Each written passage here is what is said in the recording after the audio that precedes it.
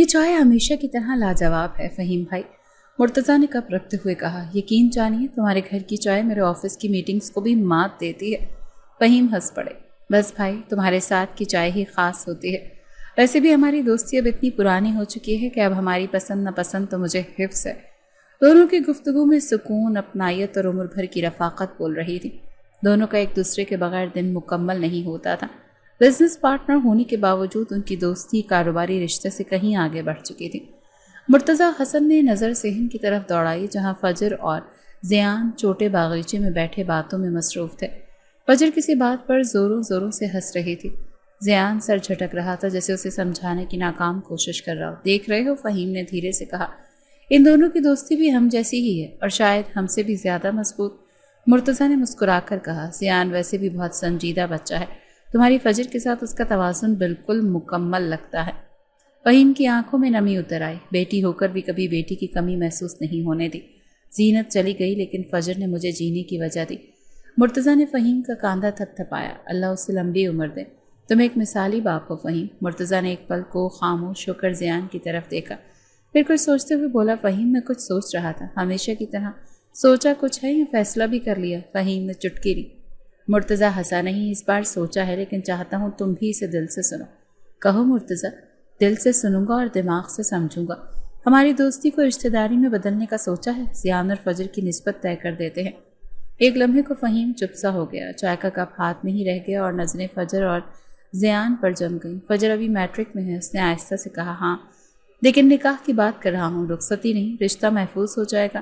ویسے بھی جو نرمی، محبت اور اپنائیت زیان میں ہے وہ کسی لڑکی کو خوش رکھنے کے لیے کافی ہے، اور فجر وہ تو خود زیان کو بہت زیادہ پسند کرتی ہے۔ فہیم نے دھیرے سے سر ہلایا۔ میں نے کئی بار محسوس کیا ہے، زیان فجر کے ساتھ ہوتا ہے تو اس کا انداز کچھ الگ ہوتا ہے۔ اندر زیان اور فجر اب بھی باتوں میں مگن تھے۔ تم تو مجھ پر ہنستی لیکن ایک دن یہی باتیں تمہیں یاد آئیں گی، زیان بولا۔ فجر نے ابرو اٹھائے۔ او ہو، بڑا فلسفی بن رہا ہے، تمہیں کیسے پتا میں یاد کروں گی؟ ہو سکتا ہے بھول جاؤں، کیونکہ تم بھولنے والوں میں سے نہیں ہو فجر۔ تمہاری مسکراہٹ، تمہارے جملے، سب کچھ یاد رہ جاتا ہے۔ فجر نے نظریں جھکا لی، ہونٹوں پر ایک شرمائی سی مسکراہٹ نمودار ہوئی۔ تمہیں کیسے پتا میں مسکرائی ہوں؟ فجر نے شرارت سے پوچھا۔ کیونکہ تمہارے خاموش ہونے کا مطلب یہی ہوتا ہے، زیان نے سنجیدگی سے کہا۔ فہیم اور مرتضیٰ بھی اس منظر کو دور سے دیکھ کر خاموشی سے مسکرا رہے تھے۔ لمحہ خوشیوں سے بھرپور تھا۔ تو پھر طے ہے، مرتضیٰ نے دھیرے سے کہا۔ طے، فہیم نے مصمم لہجے میں کہا۔ اسی شام دونوں خاندان اکٹھے بیٹھے تھے۔ فجر کو جب بتایا گیا تو وہ ساکت ہو گئی، مگر اگلے ہی لمحے اس کے لبوں پر ہلکی سی مسکراہٹ ابھری۔ بابا، کیا آپ واقعی چاہتے ہیں؟ اس نے دھیرے سے پوچھا۔ بیٹا، تمہاری خوشی میرے لیے سب کچھ ہے، اور زیان وہ تمہیں ہمیشہ خوش رکھے گا۔ فجر نے نظریں چراتے ہوئے آہستہ سے سر ہلایا۔ زیان کو جب بتایا گیا تو وہ سنجیدہ ہو گیا، جیسے ذمہ داری کا احساس اسے ایک پل میں بڑا کر گیا۔ میں نبھاؤں گا مرتضیٰ انکل، اب صرف انکل نہیں، سسر بھی۔ فہیم ہنسا۔ زیان اور فجر کی منگنی اور نکاح کا چھوٹی سی تقریب ہوئی جہاں صرف قریبی لوگ شامل ہوئے۔ فجر کی سادہ سی ہنسی، زیان کی خاموشی، خوشی، ان سب میں ایک خواب سا پلنے لگا۔ نکاح کے بعد فجر زیان سے نظریں چراتی رہی، مگر جب سب رخصت ہو چکے، زیان نے دھیرے سے اس کے قریب جا کر کہا، پہلی بار تمہارا نام میرے ساتھ جڑا ہے، اچھا لگ رہا ہے۔ فجر نے دل تھام کر دھیرے سے کہا، مجھے بھی تھوڑا عجیب مگر اچھا لگ رہا ہے۔ باہر آسمان پر چاند پوری آب و تاب سے چمک رہا تھا اور اندر ایک نئی کہانی نے جنم لیا تھا۔ سب کچھ پرسکون لگ رہا تھا فی الحال۔ اماں باہر کوئی آیا ہے، دروازے پر بار بار دستک دے رہے ہیں۔ فجر نے کچن سے آواز لگائی۔ کام والی نے باہر آ کر دروازہ کھولا تو سامنے تہمینہ اور اس کا شوہر فیاض کھڑے تھے۔ تہمینہ کے دوپٹے کا ایک کونا ہاتھ میں تھا اور آنکھیں لال تھیں جیسے بہت روئی ہو۔ فیاض کے کاندھے پر چھوٹا سا بیگ لٹک رہا تھا۔ دونوں کے چہرے پر پریشانی میں ڈوبے ہوئے تھے۔ تہمینہ، تم یہاں؟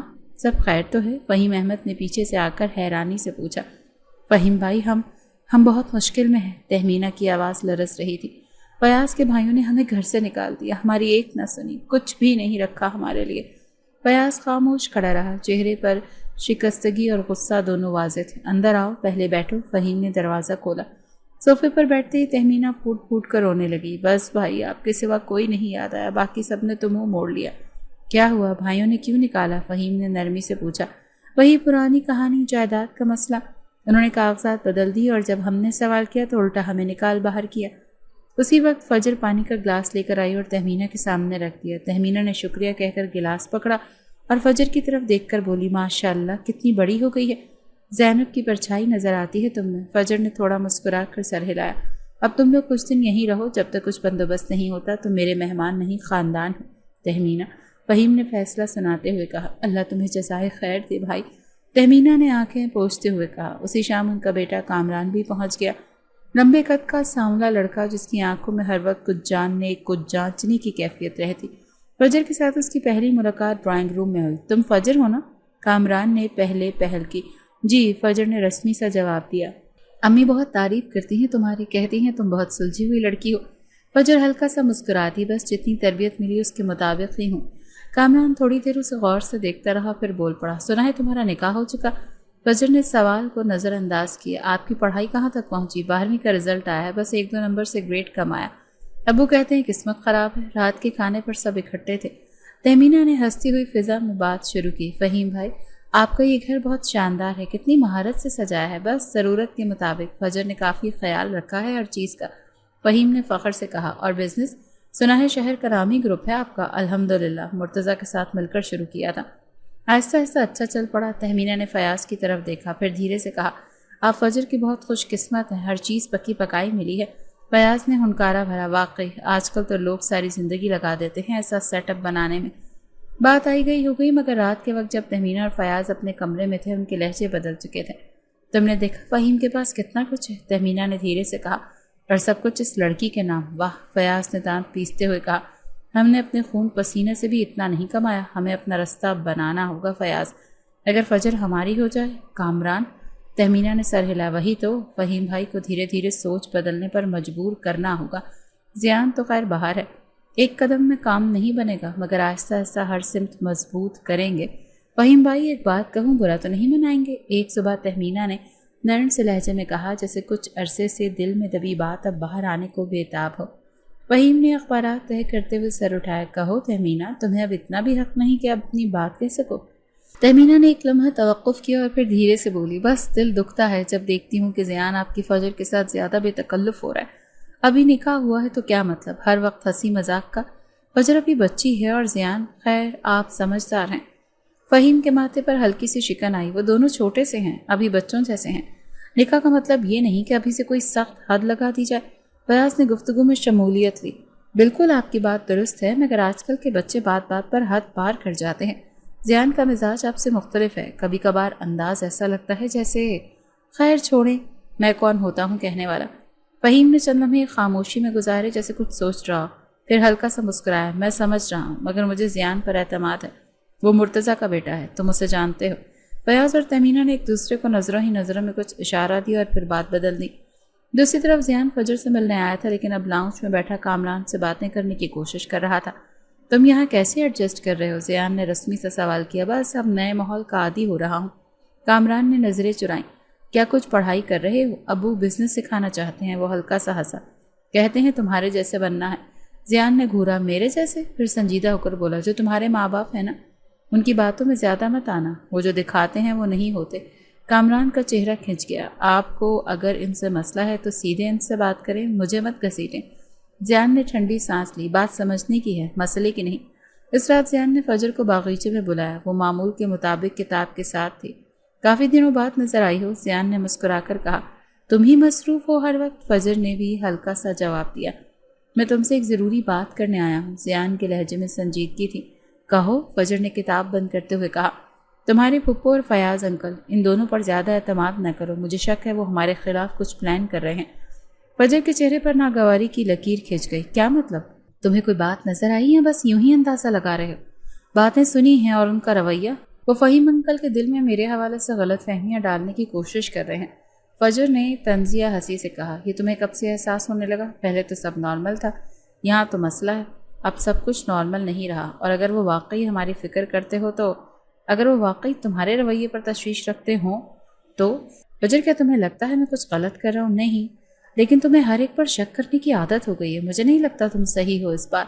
تو تم میری بات کا یقین نہیں کرو گی؟ نہیں زیان، اس بار نہیں۔ تم میرے انکل آنٹی پر بے وجہ الزام لگا رہے ہو، وہ ہر وقت میرا خیال رکھتے ہیں۔ خیال رکھنے اور ذہن کنٹرول کرنے میں فرق ہوتا ہے۔ فجر غصے سے کھڑی ہوئی۔ بس کرو زیان، مجھے لگتا ہے تمہیں اپنی حد میں رہنا سیکھنا چاہیے۔ میں تمہارا شوہر ہوں، نکاح ہے صرف، رشتہ نہیں نبھا رہے تم۔ اگر واقعی رشتہ ہوتا تو ایسا نہ کہتے۔ زیان خاموش رہ گیا اور فجر پلٹ کر اندر چلی گئی۔ اسی رات فیاض نے باہر لان میں بیٹھے فہیم کے قریب آ کر سرغوشی کی۔ زیان آج فجر سے کافی تیز لہجے میں بات کر رہا تھا، مجھے تھوڑا عجیب لگا۔ کیا بات کر رہا تھا؟ فہیم نے چونک کر پوچھا۔ کچھ شکایتیں کر رہا تھا شاید، لیکن فجر پریشان لگ رہی تھی۔ آپ ایک بار خود اس سے بات کریں۔ فہیم نے آنکھیں بند کی جیسے الجھنوں کا وزن سینے پر بڑھتا جا رہا ہو۔ اندر تہمینہ چپکے سے فجر کے کمرے میں آئی۔ بیٹا تم ٹھیک ہو؟ زیان نے کچھ کہا تو نہیں؟ فجر نے اداسی سے سر ہلایا۔ کچھ نہیں پھپھو، بس تھوڑا غصہ آ رہا تھا، وہ اکثر شک کرتا ہے لوگوں پر۔ تہمینہ نے اس کے سر پر ہاتھ رکھا۔ تم فکر نہ کرو، میں ہوں نا تمہارے ساتھ، کوئی تمہیں تکلیف نہیں دے سکتا۔ فجر نے آنکھیں بند کر لی۔ باہر زیان خاموشی سے دروازے کے قریب کھڑا سب سن رہا تھا۔ دل میں ایک چھوٹا سا دھماکہ ہوا، جیسے کوئی چیز ایک بار پھر ٹوٹ گئی ہو۔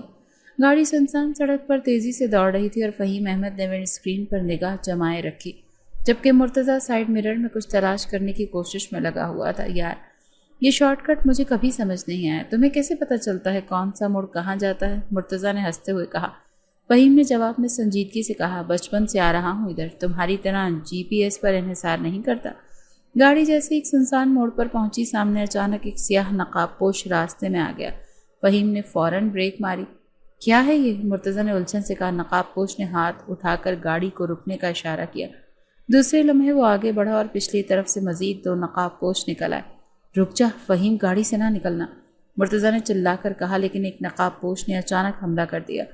زوردار آوازیں جنگل کی خاموشی چیر گئیں۔ فہیم کی چھاتی میں سے خون ابل رہا تھا اور وہ گاڑی میں ڈھہ گئے۔ مرتضیٰ نے فہیم کو سنبھالنے کی کوشش کی، مگر تبھی پیچھے سے ایک نقاب پوش نے اسے زور سے کھینچ لیا۔ کون ہو تم لوگ؟ چھوڑو مجھے! وہ مزاحمت کرتا رہا مگر ناکام رہا۔ نقاب پوش اسے گاڑی سے گھسیٹ کر وین میں ڈال چکے تھے۔ 15 منٹ بعد کچھ راہگیر وہاں پہنچے۔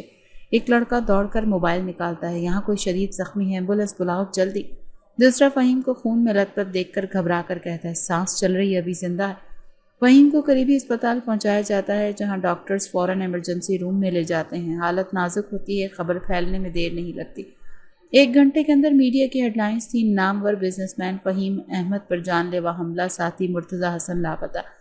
پولیس جائے وقوع پر پہنچتی ہے، شواہد اکٹھے کیے جاتے ہیں، فورنسک رپورٹ کے لیے بھیجے جاتے ہیں۔ فنگر پرنٹس مرتضیٰ حسن کے ہیں سر، انسپکٹر نے آفیسر کو رپورٹ تھماتے ہوئے کہا۔ یہ تو سیدھا کیس ہے، پارٹنرشپ ختم، پراپرٹی ہڑپنے کی نیت۔ ڈی ایس پی نے فوراً نتیجہ نکالا۔ دوسری طرف نیوز چینل مسلسل بریکنگ نیوز دے رہے تھے۔ کیا لالچ نے دوست کی جان لے لی؟ مرتضیٰ حسن دوستی کے لبادے میں دشمن۔ فیاض علی نیوز دیکھ کر قہقہا مار کر ہنسا۔ کیا شاٹ لگا ہے، بالکل بیچ وکٹ پر، اب کوئی اعتبار نہیں کرے گا اس پر۔ تہمینہ نے اعتماد سے کہا، یہی وقت ہے فہیم بھائی کے کان میں زہر گھولنے کا، اگر وہ بچ گئے تو ہمارے حق میں فیصلہ آنا چاہیے۔ کامران نے حیرت سے پوچھا، مگر اگر مرتضیٰ انکل واپس آ گئے تو؟ فیاض نے سنجیدگی سے کہا، واپس آیا تو بھی الزام اسی پر ہے، ثبوت ہمارے حق میں ہے، اس کا بچنا مشکل ہے۔ اسپتال میں فہیم کی حالت بدستور تشویشناک تھی۔ ڈاکٹرز نے کہہ دیا کہ اب صرف دعا کا سہارا ہے۔ زیان کی جب نیوز ملی تو وہ شاک میں آ گیا، اسے کچھ سمجھ نہیں آیا کہ ہوا کیا ہے، کیسے ہوا۔ وہ دوڑتا ہوا اسپتال پہنچا مگر اسے اندر نہیں جانے دیا گیا۔ میں ان کا داماد ہوں، اس نے جھنجھلا کر کہا۔ فیاض نے فوراً ایکسپریشنز بدل کر سامنے آ کر کہا، تم یہاں کیا کر رہے ہو؟ تمہارے ابا نے جو کیا وہ کم ہے، اب تم یہاں کر تماشا کرو گے؟ کیا بکواس کر رہے ہو تم، میرے ابو کا اس سب سے کوئی تعلق نہیں۔ تہمینہ نے روایتی انداز میں بولنا شروع کیا، بس بیٹا، تم دونوں باپ بیٹا کی اصلیت سامنے آ گئی، اب ہمارا فجر سے کوئی تعلق نہیں، تم جاؤ یہاں سے۔ زیان کو پولیس نے بھی پوچھ گچھ کے لیے بلا لیا مگر اس کے خلاف کوئی براہ راست ثبوت نہ ہونے کی وجہ سے اسے چھوڑ دیا گیا۔ فجر ہال کے صوفے پر خاموش بیٹھی تھی، سامنے ٹی وی اسکرین پر اسپتال کے باہر میڈیا کی چمکتی فلیش لائٹس تھیں۔ رپورٹرز کی تیز آوازوں میں بس ایک ہی نام گونج رہا تھا، مرتضیٰ حسن۔ کپکپاتی انگلیوں سے اس نے ٹی وی کا والیوم بند کیا اور اپنے گھٹنے گود میں سمیٹ لیے۔ دروازہ ہالے سے کھلا، تہمینہ اندر آئی، ہاتھ میں گرما گرم دودھ کا گلاس تھا۔ بیٹا کچھ تو کھا پی لو، تمہارے بابا کی طبیعت ویسے ہی نازک ہے۔ زارا اسپتال میں تھی، اب اگر تم بھی بیمار ہو گئیں تو کون سنبھالے گا سب کچھ؟ فجر نے نظریں اٹھا کر بس خالی نظروں سے انہیں دیکھا۔ بس مجھے ابھی کچھ نہیں چاہیے پھپھو پلیز۔ تہمینہ نے اس کے قریب آ کر بیٹھ گئی، نرمی سے اس کی پیٹھ سہلانے لگی۔ جانتی ہوں تمہیں بہت دھچکا لگا ہے، کسی نے سوچا بھی نہیں تھا کہ مرتضیٰ بھائی ایسا کریں گے، مگر دنیا کا کیا ہے فجر، چہرے سب نے بدل رکھے ہیں، اور یہ زیان۔ فجر نے فوراً آنکھیں بند کر لیں جیسے سننا ہی نہ چاہتی ہو۔ پھپھو مجھے ان کی بات نہ کریں، میرا دل برداشت نہیں کر پا رہا۔ ٹھیک ہے بیٹا، مگر تمہیں سب حقیقت جاننا ہوگی، تم بچی نہیں ہو، فیصلے تمہارے ہوں گے تو علم بھی تمہیں ہونا چاہیے۔ نیچے لان میں زیان دروازے کے باہر کھڑا تھا، بار بار دروازہ کھولنے کی کوشش کر رہا تھا مگر چوکیدار اسے ہر بار روک دیتا تھا۔ میں بس ایک بار بات کرنا چاہتا ہوں، میری بیوی ہے وہ، تمہیں کوئی حق نہیں مجھے روکنے کا۔ فیاض علی گیٹ پر آیا، ہاتھ پیچھے باندھ رکھے تھے۔ زیان، تم ابھی تک باز نہیں آئے؟ پولیس نے چھوڑ دیا تو کیا ہوا؟ شک تو اب بھی تمہارے ہی خاندان پر ہے۔ میں فجر سے ملنا چاہتا ہوں، وہ کچھ سننے کے قابل نہیں ہے، میں جانتا ہوں، مگر مجھے حق ہے اس سے بات کرنے کا۔ حق؟ فیاض نے قہقہا مارا۔ تمہارے باپ نے گولیاں چلائی ہیں اس کے باپ پر اور تم اب بھی حق کی بات کر رہے ہو؟ تمہیں شرم آنی چاہیے زیان، ثبوت تمہارے بنائے ہوئے ہیں، وقت آنے تو سب سامنے آ جائے گا، لیکن ابھی بس صرف فجر سے 2 منٹ نکلو یہاں سے۔ فیاض نے اچانک آواز بلند کی، ورنہ پولیس کو فون کروں گا۔ زیان نے بے بسی سے دیکھا، پھر آہستہ سے قدموں سے گیٹ سے ہٹ گیا۔ اگلے دن پھر زیان آیا، وہ آخری بار دروازے کے سامنے کھڑا تھا۔ وہ فہیم کے خادم کو پکڑ کر بولا، بس یہ کاغذ دے دینا فجر کو، باقی سب وہ خود سمجھے گی۔ وہ کاغذ فجر تک نہیں پہنچ سکا، تہمینہ نے اسے درمیان میں ہی روک لیا۔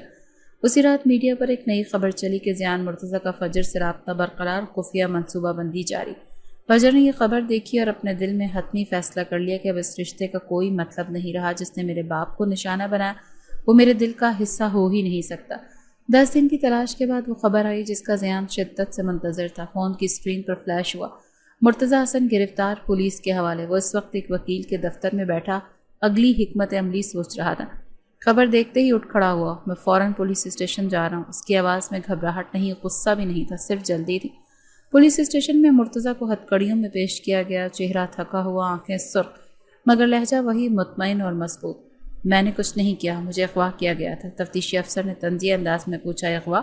اور پھر اچانک واپس بھی مل گئے؟ بہت اچھی کہانی ہے۔ کہانی نہیں، حقیقت ہے، مرتضیٰ نے نظریں جماتے ہوئے کہا۔ جس وقت حملہ ہوا مجھے زبردستی وین میں بٹھایا گیا، کچھ لوگوں نے آنکھوں پر پٹی باندھ کر مجھے کہیں قید رکھا۔ کون تھے وہ لوگ؟ پہچانا نہیں، شکل نہیں دیکھی، نقاب پہنے ہوئے تھے۔ پھر کیسے یقین کریں کہ تم نے فائرنگ نہیں کی؟ جائے واردات سے تمہارے فنگر پرنٹس بھی ملے ہیں۔ وہ پسٹل میں نے چھیننے کی کوشش میں چھوا تھا، گولی میں نے نہیں چلائی۔ زیان تھانے پہنچا وکیل کے ساتھ۔ مرتضیٰ نے جیسے ہی بیٹے کو دیکھا چہرے پر ہلکی سی روشنی آ گئی۔ بیٹا، بابا میں یہاں ہوں، آپ کو کچھ نہیں ہونے دوں گا۔ تفتیش چلتی رہی، الزامات اپنی جگہ قائم تھے، ثبوت ناکافی تھے۔ پولیس نے مزید تفتیش کے لیے عدالت سے ریمانڈ حاصل کر لیا۔ زیان کے لیے اب یہ ذاتی جنگ بن چکی تھی۔ وہ دن رات شواہد، کال ریکارڈز، کیمرہ فوٹیج کنگالنے میں لگا رہا، وکیلوں سے مشورے، وحیم احمد کی بزنس فائلز کا جائزہ، ہر جگہ وہ خود شامل ہو رہا تھا۔ 6 ماہ کا وقت ایک لمبی جنگ بن چکا تھا، ہر پیشی پر زیان خود موجود ہوتا، کبھی کسی گواہ کو ڈھونڈتا، کبھی کسی ریکارڈ کو درست کرواتا۔ فجر کے لیے یہ سب غیر متعلق ہو چکا تھا، وہ اب یہ مان چکی تھی کہ زیان اور اس کا باپ دونوں ان کے دشمن ہیں۔ 6 ماہ بعد جب فیصلہ سنایا گیا تو کمرہ عدالت میں سناٹا چھا گیا۔ عدالت کے مطابق ملزم مرتضیٰ حسن کے خلاف ٹھوس شواہد موجود نہیں، دستیاب فنگر پرنٹس اس بات کا ثبوت نہیں کہ حملہ انہی کے ہاتھ سے ہوا ہے۔ ملزم کی جانب سے اغوا کا دعویٰ بظاہر بے بنیاد نہیں لگتا، لہٰذا شک کی بنیاد پر فائدہ دیتے ہوئے عدالت انہیں بری کرتی ہے۔ زیان نے آنکھیں بند کر کے ایک گہرا سانس لیا، عدالتی ہتکڑیاں کھلیں۔ مرتضیٰ نے بیٹی کی طرف دیکھا اور دھیرے سے کہا، تو نے نبھایا زیان۔ مگر کورٹ روم سے باہر کیمرے، رپورٹرز اور سوشل میڈیا پر سب کچھ وہی تھا۔ جان لینے والا چھوڑ دیا گیا، اثر رسوخ کام آ گیا، کیا انصاف واقعی اندھا ہے؟ تہمینہ نے نیوز چینل دیکھتے ہوئے طنز سے کہا، یہ لوگ بچ بھی گئے مگر عزت تو گئی نا۔ فیاض نے اس بات میں سر ہلائی، یہی کافی ہے، بدنامی کا داغ نہیں مٹتا۔ زیان کو میڈیا کے سوالات سے بچنے کے لیے اسپتال جانا پڑا۔ فہیم اب بھی کوما میں تھا، وہ کچھ کہہ نہیں سکتے تھے، لیکن زیان نے ان کے ہاتھ پکڑ کر کہا، انصاف ہوا انکل، میں نے ہار مانی نہیں۔ اسی رات مرتضیٰ نے زیان اور بیوی کو بٹھا کر کہا، اب یہاں رہنا مشکل ہو چکا ہے، ہر طرف الزام، بدنامی، سازش، ہم یہاں نہیں رہ سکتے۔ زیان نے حیرت سے پوچھا، تو ہم بھاگ جائیں، ان کو جیتنے دیں؟ ہم جا رہے ہیں، ہار نہیں مان رہے، وقت آنے پر لوٹیں گے، مگر اب سکون ضروری ہے۔ مسز مرتضیٰ بولی، زیان ہمیں معاف کر دو، ہم تمہیں بھی ساتھ لے جانا چاہتے ہیں۔ زیان نے بہت مخالفت کی مگر ماں باپ کی ضد کے آگے سر جھکا لیا۔ 1 ہفتے بعد وہ سب خاموشی سے ملک چھوڑ چکے تھے۔ فجر کو بس اتنی اطلاع ملی کہ مرتضیٰ حسن اور فیملی بیرون ملک روانہ، تاحکم ثانی بزنس سے علیحدہ۔ تہمینہ نے فجر کے سامنے آ کر کہا، دیکھا بیٹا، مجرم خود ہی بھاگ گئے، وقت نے فیصلہ دے دیا، اب تمہیں اپنا نیا راستہ بنانا ہے، ہم تمہارے ساتھ ہیں۔ فجر نے کوئی جواب نہیں دیا، لیکن اس کے دل میں اب ایک خلا پیدا ہو چکا تھا، جیسے کوئی بات کوئی بھی یقین پر نہیں کر سکتا تھا۔ دفتر کے شیشے کے کیبن میں فجر گردن جھکائے سامنے رکھی فائلوں پر دستخط کر رہی تھی۔ باہر کیبن کے اسسٹنٹ نے دروازہ کھٹکھٹایا۔ میڈم، سر فیاض بورڈ روم میں آپ کا ویٹ کر رہے ہیں اور کلائنٹ بھی آ چکے ہیں۔ فجر نے سر ہلایا۔ میں آ رہی ہوں۔ پین رکھ کر وہ آہستگی سے کھڑی ہوئی۔ خاکی سا اسکرٹ اور ہلکی نیلی قمیض میں وہ کاروباری عورت تو لگ رہی تھی، مگر آنکھوں میں سوالات اور ماتھے پر مستقل بوجھ کا سایہ تھا۔ 6 سال ہو چکے تھے، مگر ہر دن کے ساتھ جیسے ایک اور پردہ گرا تھا۔ بورڈ روم میں فیاض علی نہایت اعتماد سے کلائنٹ سے بات کر رہے تھے۔ بڑی اسکرین پر پروجیکٹ کی سلائیڈز چل رہی تھیں۔ ہاں تو فہیم انویسٹمنٹ گروپ نے ہمیشہ ٹائمنگ پر ڈیلیوری دی۔ آپ کی انویسٹمنٹ محفوظ ہاتھوں میں ہے، وہ کہہ رہا تھا، جیسے کاروبار اس کے باپ دادا کی میراث ہو۔ فجر اندر داخل ہوئی تو سب کھڑے ہو گئے۔ فیاض نے مصنوعی ادب سے کہا، آئیں بیٹا، آپ کے اپروول کے بغیر ہم کوئی آخری فیصلہ نہیں کریں گے۔ فجر نے ہاتھ جوڑ کر سلام کیا اور ایک کونے میں بیٹھ گئی۔ ملاقات ختم ہونے پر فیاض نے دروازہ بند کیا اور فجر کی طرف مڑ کر بولا، دیکھا سب کچھ کتنی خوبی سے سنبھال لیا، تمہیں کچھ کرنے کی بھی ضرورت نہیں، صرف رسمی اپروول چاہیے ہوتا ہے۔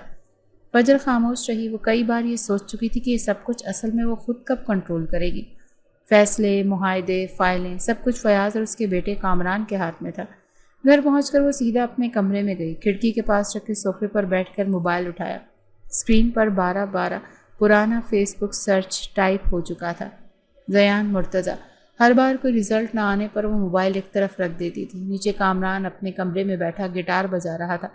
جیسے ہی تہمینہ آئی اس نے ساز روک دیا۔ مما، وہ ابھی تک زیان کی تلاش میں ہے۔ ہاں مگر اب زیادہ دن نہیں، ہم بس تھوڑا اور دباؤ بڑھائیں گے، تم کمپنی میں مزید نمایاں ہو جاؤ اور بس فجر کو لگے تم ہی اس کا سب سے مضبوط سہارا ہو۔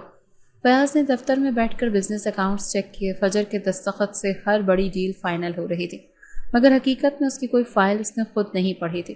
تہمینہ نے رات کو کھانے کی میز پر کہا کہ بیٹا اب ہمیں رشتہ ختم کرنے کی درخواست آگے بڑھا دینی چاہیے، ہم نے تمہیں کافی وقت دے دیا۔ فجر نے تھکا سا سر ہلایا۔ آپ کر دیں، میں تیار ہوں، بس تو پھر جلد ہی یہ بوجھ بھی اتر جائے گا اور کامران ہے نا تمہارے ساتھ ہر وقت۔ فجر خاموشی سے کھانے میں چمچہ چلاتی رہی، جیسے زندگی اب اس کے ہاتھ سے نکل کر کسی اور کی گرفت میں جا چکی ہو۔ 6 سال پہلے جو فجر خواب دیکھتی تھی اب وہ ایک روبوٹ کی طرح فیصلے سن رہی تھی، جن کے پیچھے آواز اس کی نہیں تھی۔ اسلام آباد ایئرپورٹ کے بین الاقوامی گیٹ سے زیان مرتضیٰ نے قدم باہر رکھا۔ 6 سال بعد وطن کی مٹی کو چھونا ایک عجیب سا احساس تھا۔ چہرے پر داڑھی ہلکی ہلکی تھی، بال پہلے سے زیادہ سلجھے ہوئے، آنکھوں میں خاموشی، لیکن ذہن میں وہی ایک سوال کہ کیا وہ اب بھی سنے گی۔ ایک سیاہ سیوک میں بیٹھتے ہوئے اس نے فون نکالا۔ اسکرین پر فیس بک پروفائل کھلا تھا۔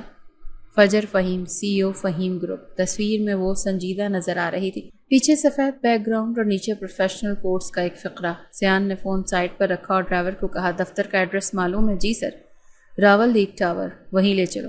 دفتر کے استقبالی پر وہ خاموشی سے کھڑا رہا۔ اسسٹنٹ نے نظریں اٹھا کر اسے دیکھا۔ آپ کا نام سر؟ زیان مرتضیٰ۔ اسسٹنٹ نے ایک پل کے لیے چونک کر اسے دیکھا، پھر کمپیوٹر پہ کچھ ٹائپ کیا۔ میڈم مصروف ہیں، میٹنگ ہے، انہیں بس بتا دو کہ میں آیا ہوں۔ سر وہ خاص ہدایت دے چکی ہیں، اگر آپ کا نام یہ ہے تو اجازت نہیں ہے۔ زیان نے تلخ ہنسی۔ پچھلے نکاح کا ذکر فائل میں شامل تھا یا نہیں؟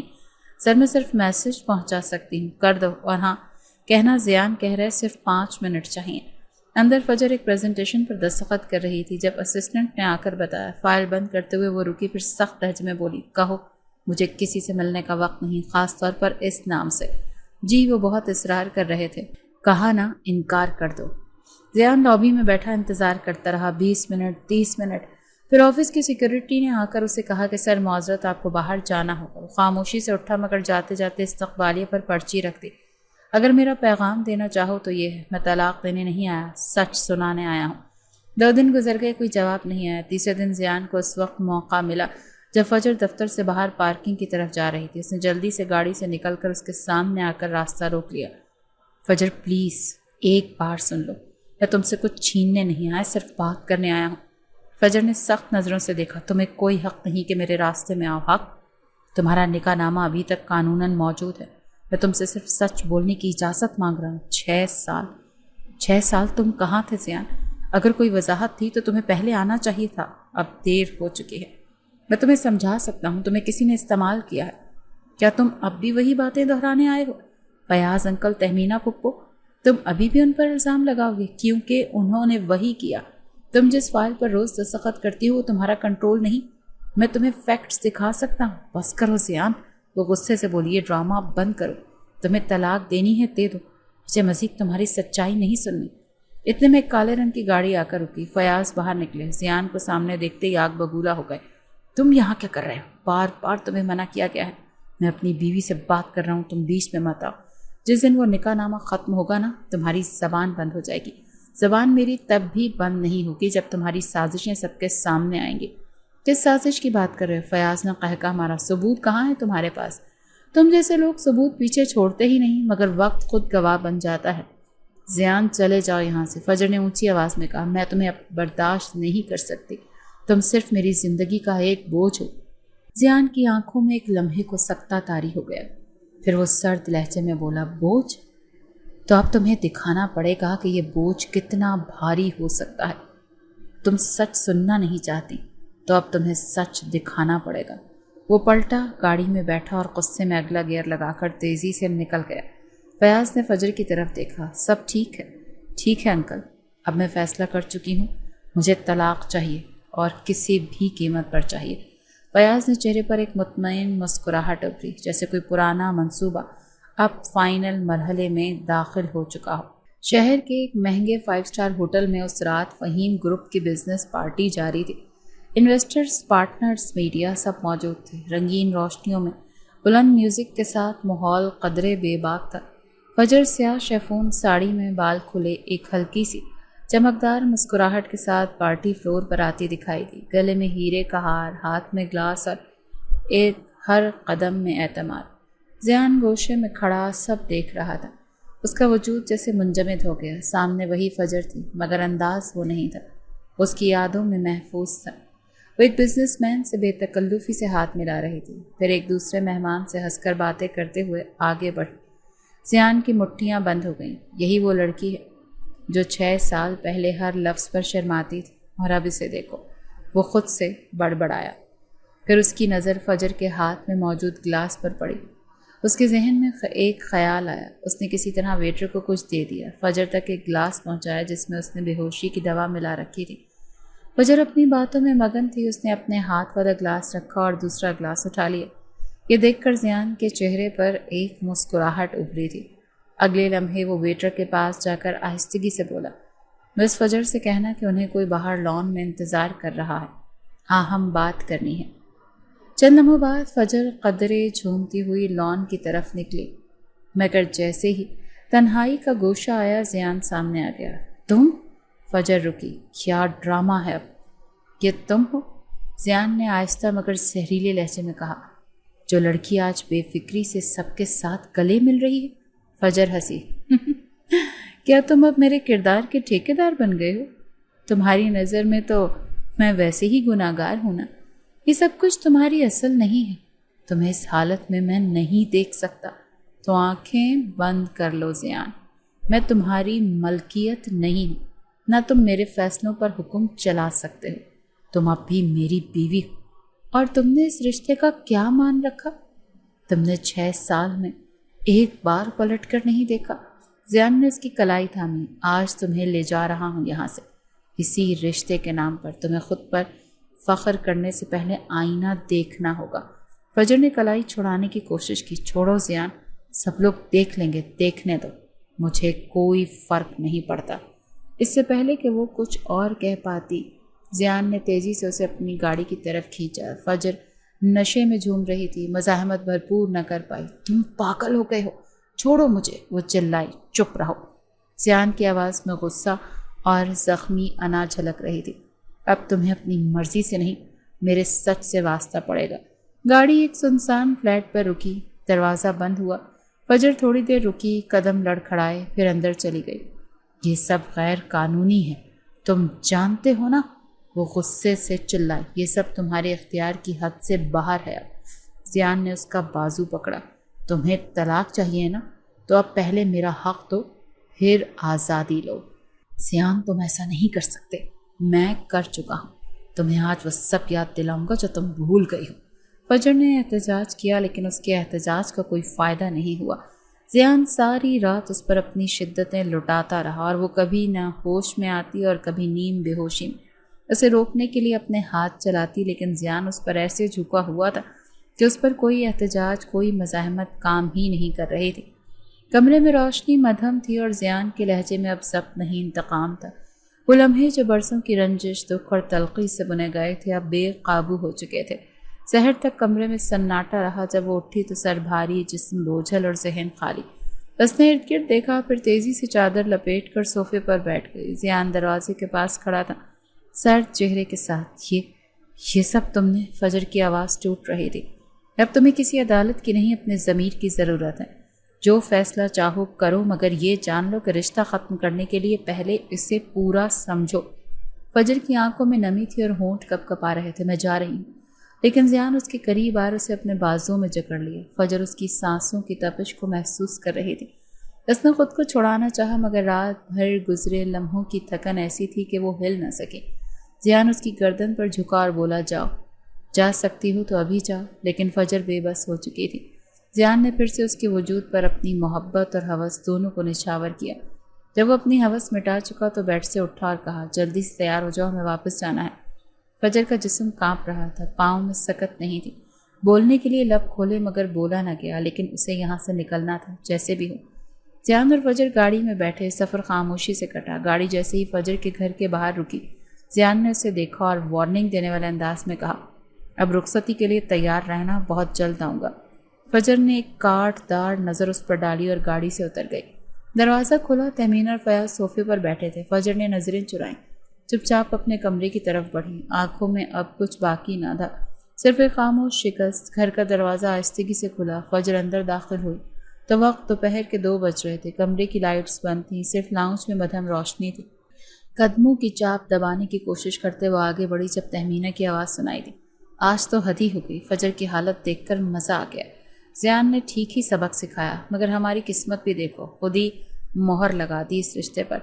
तहमीना की आवाज़ में सुकून और मक्कारी थी। फयाज ने हुंकारा भरा, हमें मौका खुद ज़ियान ने दे दिया, जो चाहे कर लो फजर के साथ। अब उसे अपनी मर्जी से कामरान की तरफ धकेलना कुछ भी मुश्किल नहीं। अब बस ज़ियान से तलाक का फॉर्म लेना है, बाकी कामरान बेचारा तो कब से तैयार बैठा है। तमीना ने कहका लगाया। फजर लरसती सांसों के साथ दीवार के पीछे दुबकी खड़ी थी। एक लम्हे को उसे लगा कि शायद उसके कान धोखा दे रहे हैं, मगर अगले जुमले ने सब वाज़ेह कर दिया। और याद है ना, फ़हीम भाई को कैसे हटाया था? वही दिन था ना जब मुर्तज़ा को हमने अगवा करवाया और गोलियां चलवाईं। फयाज की आवाज़ अब नीची मगर वहशी हो चुकी थी। सब कुछ प्लान के मुताबिक था। मुर्तज़ा के फिंगरप्रिंट्स, फ़हीम की बेहोशी, मीडिया पर इल्ज़ाम, सब कुछ परफेक्ट। फजर के हाथ में मोबाइल कांपने लगा। उसने रिकॉर्डर ऑन कर दिया, मोबाइल दीवार के साथ रखा और खामोशी से सब कुछ रिकॉर्ड करने लगी। और जब वो पुलिस के हत्थे चढ़ा, हमने मीडिया के ज़रिए उसकी किरदार कुशी की। तहमीना ने इत्मीनान से कहा, फ़हीम भाई का बिजनेस, फजर की ज़िंदगी, हर चीज़ हमारे हाथ आ गई। और अब अगर फ़हीम कोमा से बाहर भी आ जाए तो क्या फ़र्क पड़ता है? फाइल्स, प्रॉपर्टी, साइन, सब कुछ हमारे कंट्रोल में है। तहमीना ने मज़ीद कहा, फजर को इतना ब्रेन वॉश कर दिया है कि वो खुद सच मानने को तैयार नहीं। वो अब सिर्फ हमारा आला है। फजर की आंखों से खामोश आंसू बह निकले। वो दीवार से पीठ लगाकर चंद लम्हे ज़मीन पर बैठ गई, जैसे टांगों में जान ही ना हो। मगर अगले लम्हे वो तेज़ी से उठी, मोबाइल उठाया, कॉल मिलाई। अस्सलाम वालेकुम, फराज बुखारी साहब, मैं फजर बोल रही हूँ, फ़हीम अहमद की बेटी। मुझे आपकी फ़ौरन मदद चाहिए। डीएसपी फराज बुखारी, जो कि फ़हीम के पुराने दोस्त और दूर के रिश्तेदार थे, फ़ौरन मुतवज्जे हुए। बेटा खैरियत? इस वक्त नहीं सर, कोई खैरियत नहीं। मैंने सब सुन लिया। मेरे बाबा पर हमला, मुर्तज़ा अंकल की बदनामी, मेरे साथ खेल, मैं सब रिकॉर्ड किया है अभी। फराज बुखारी की आवाज़ सख्त हुई। हम पहुँचते हैं, बस हमें लोकेशन भेज दो। 15 मिनट बाद पुलिस की 2 गाड़ियाँ घर के गेट पर रुकीं। दरवाज़ा बजा, घंटी बजी और अगले लम्हे तहमीना और फयाज हड़बड़ा कर बाहर आए। जी, इस वक्त? फयाज ने आंखें मलते हुए कहा। फराज बुखारी आगे बढ़ा। फयाज अली, तहमीना बीबी, आप दोनों को फ़हीम अहमद पर जानलेवा हमले, अगवा और जायदाद हथियाने की साजिश के इल्ज़ाम में गिरफ्तार किया जाता है। क्या? तहमीना ने चीख कर कहा। ये कैसा इल्ज़ाम है? ये इल्ज़ामात नहीं, रिकॉर्डिंग्स की बुनियाद पर कार्रवाई है, जो आपकी भतीजी ने खुद दी है। फयाज की नज़रें फजर की तरफ गईं, जो सीढ़ियों पर खड़ी थी, मोबाइल हाथ में, खामोश मगर मजबूत। तुमने ये सब सुना? फयाज ने चौंक कर पूछा। हाँ अंकल, सब। اور جو باقی رہ گیا وہ پولیس تفتیش میں اگلوا لے گی۔ پولیس دونوں کو ہتھکڑیاں لگا کر لے گئی۔ محلے میں ہلچل مچ گئی۔ رپورٹرز آن پہنچے اور چند ہی گھنٹوں میں میڈیا کی ہیڈ لائنز بدل چکی تھیں۔ فہیم احمد پر حملے میں قریبی رشتہ داروں کا ہاتھ، تہمینہ اور فیاض گرفتار۔ تفتیشی روم میں جب فیاض کو الگ کمرے میں لے جایا گیا وہ جلد ہی ٹوٹ گیا۔ ہاں، میں نے سب کچھ پلان کیا تھا۔ فہیم کا بزنس، مرتضیٰ کا اغوا، میڈیا پر جھوٹ، سب کچھ میں نے اور تہمینہ نے کیا تھا۔ دوسری طرف تہمینہ بھی زیادہ دیر نہ سنبھل سکی۔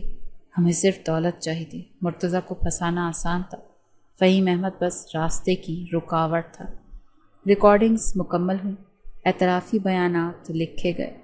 صبح کی پہلی روشنی نے فجر کے کمرے کو ہلکی سنہری چمک دی۔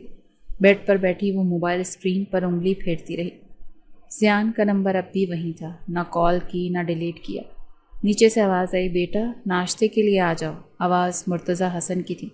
فجر دھیرے سے اٹھی، شال لپیٹی اور سیڑھیاں اتر کر نیچے آ گئی۔ ڈائننگ ٹیبل پر مرتضیٰ اور ان کی بیگم پہلے سے بیٹھے تھے۔ چہرے پر تھکن تھی مگر آنکھوں میں وہ سختی نہیں تھی جو پہلے فجر نے دیکھی تھی۔ بیٹھو، مسز مرتضیٰ نے نرم لہجے میں کہا۔ فجر نے جھجکتے ہوئے کرسی کھینچی اور نظریں جھکا لیں۔ کچھ کہنا چاہتی ہو؟ مرتضیٰ نے سیدھے انداز میں پوچھا۔ فجر نے رک رک کر کہنا شروع کیا۔ میں آپ سب سے، خاص طور پر آپ دونوں سے معافی چاہتی ہوں۔ میں نے نہ سچ دیکھا نہ سمجھا، جو دکھایا گیا بس وہی مانتی رہی۔ مرتضیٰ نے چند لمحے خاموشی سے اس کی بات سنی، پھر گہری سانس لی۔ بیٹا، ہم انسان ہیں، ہمارا جرم اتنا بڑا نہیں جتنا تم خود پر بوجھ ڈال رہی ہو۔ وقت اور حالات نے تمہیں غلط رخ دکھایا، ہم تمہیں الزام نہیں دے رہے۔ مسز مرتضیٰ نے اس کا ہاتھ تھاما۔ ہم زیان کو سمجھا لیں گے، تم بس اپنا دل صاف رکھو۔ فجر نے بے اختیار آنکھیں بند کی۔ کتنے سال اس نے اندھیری سچائی کے سائے میں گزار دیے تھے اور آج پہلی بار ایک نرم روشنی نے اندر جگہ بنائی تھی۔ فون بجا، اسپتال سے کال تھی۔ فجر نے کال اٹھائی۔ جی بولیے۔ دوسری طرف سے پرجوش آواز آئی، مسز فجر مبارک ہو۔ فہیم صاحب نے ہوش میں آ کر آنکھیں کھول دیں۔ چند لمحے فجر سن نہ سکی، سانسیں جیسے تھم گئیں۔ کیا واقعی؟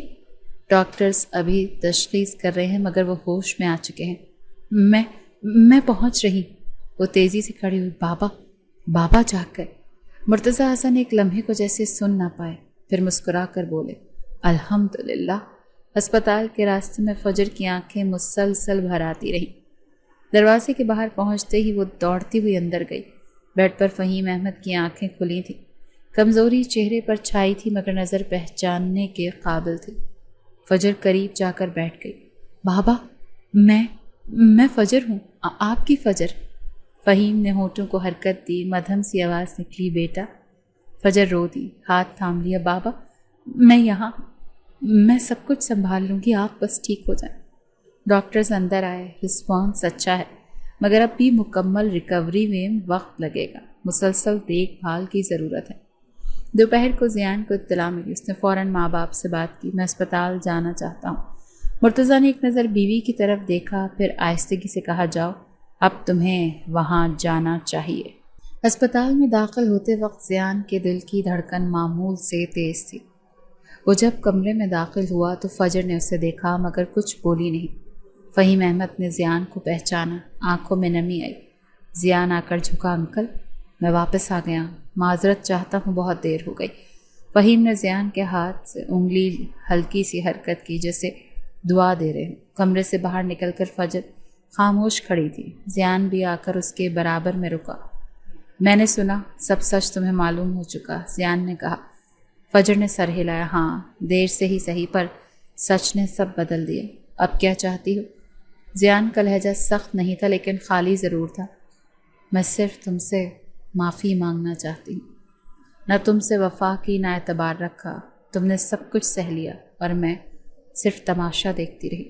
زیان نے دیوار کی طرف دیکھا، یہ رشتہ اگر بچنا ہے تو اب نیت صاف ہونی چاہیے۔ میری نیت اب صاف ہے زیان، باقی تو سب تم پر ہے۔ زیان نے کوئی جواب نہیں دیا، صرف آہستہ قدموں سے واپس کمرے میں داخل ہو گیا جہاں فہیم کی سانسیں اب کچھ بہتر ہو چکی تھیں۔ اور سب کچھ ایک نئی طرف مڑ رہا تھا۔ گھریلو لان میں سجے اسٹیج پر گلابی اور سنہری روشنیوں کے درمیان فجر اور زیان کا نکاح دوبارہ پڑھا گیا۔ قریبی فہیم احمد ویل چیئر پر بیٹھے تھے، چہرے پر مسکراہٹ تھی مگر آنکھوں میں نمی۔ مرتضی حسن اور اس کی بیوی نے مبارکباد دینے کے بعد فہیم کے شانے پر ہاتھ رکھا۔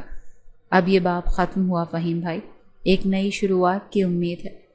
رخصتی کی تقریب شاندار تھی، مہمانوں کا ہجوم، کیمرے، قہقہے، مگر سب کے بیچ فجر اور زیان کے درمیان خاموشی ایک دیوار کی صورت کھڑی تھی۔ فجر دلہن بنی زیان کے ساتھ گاڑی میں بیٹھی تو زیان نے بغیر کچھ کہے کھڑکی کی طرف منہ موڑ لیا تھا۔ راستے بھر دونوں کے درمیان کوئی بات نہ ہوئی۔ فجر نے کئی بار نظر دوڑائی مگر زیان کی سرد مہری بدلی نہیں۔ کمرے میں داخل ہو کر فجر نے عجلت میں دوپٹہ اتارا اور الماری سے کپڑے نکال کر چینج کر لیے۔ وہ صوفے پر جا کر بیٹھ گئی جیسے اسے اندازہ تھا کہ زیان کا رویہ کیسا ہوگا۔ دروازہ کھلا، زیان اندر آیا، نظریں سیدھی فجر پر پڑیں۔ وہ چند لمحے خاموش کھڑا رہا، پھر سخت لہجے میں بولا، یہ کیا ہے؟ میری اجازت کے بغیر تم نے چینج کر لیا؟ فجر نے آنکھ اٹھائے بغیر جواب دیا، جب آپ میری اجازت کے بغیر میرے قریب آ سکتے ہیں تو میں کیوں نہیں اپنی مرضی سے لباس بدل لوں؟ زیان کے ماتھے پر تیوری گہری ہوئی مگر وہ کچھ نہ بولا، بس بیڈ کی طرف گیا اور سائڈ پر بیٹھ گیا۔ صوفے پر نہیں، میرے برابر سو گئی، چاہے مرضی سے یا مجبوری سے۔ فجر نے ہلکی سی سسکی لی لیکن اٹھ کر بیڈ پر آئی۔ دونوں ایک دوسرے سے پیٹ کیے لیٹ گئے۔ رات خاموشی سے گزر گئی۔ اگلے دن ولیمہ تھا۔ اسٹیج پر بیٹھے زیان نے جب دیکھا کہ فجر مسلسل خاموش سر جھکائے بیٹھی ہے تو جھک کر آہستہ سے کہا، اپنا موڈ ٹھیک کرو، لوگ دیکھ رہے ہیں۔ فجر نے دھیرے سے جواب دیا، میں ڈرامہ نہیں کر سکتی، تو پھر سیدھے سیدھے سب کو بتا دو کہ یہ رشتہ صرف دکھاوا ہے۔ تمہارے رویے سے یہ بات خود ہی ظاہر ہو رہی ہے، مجھے کچھ کہنے کی ضرورت ہی محسوس نہیں ہے۔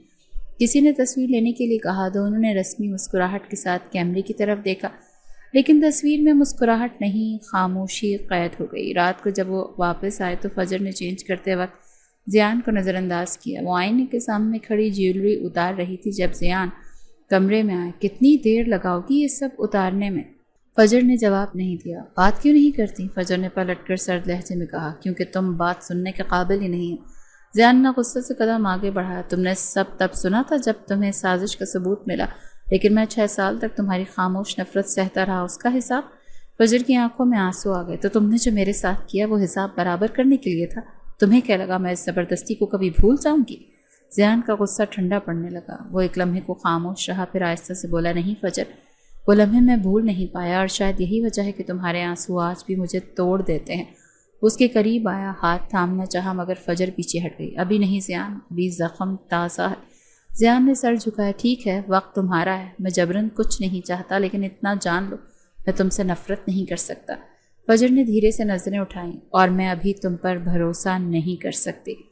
رات بیچ کی لکیر پر گزری، دونوں نے اپنے اپنے کنارے پر لیٹے، لیکن پہلی بار درمیان میں خاموشی کے ساتھ ایک امید تھی کہ شاید کل کچھ بدلے۔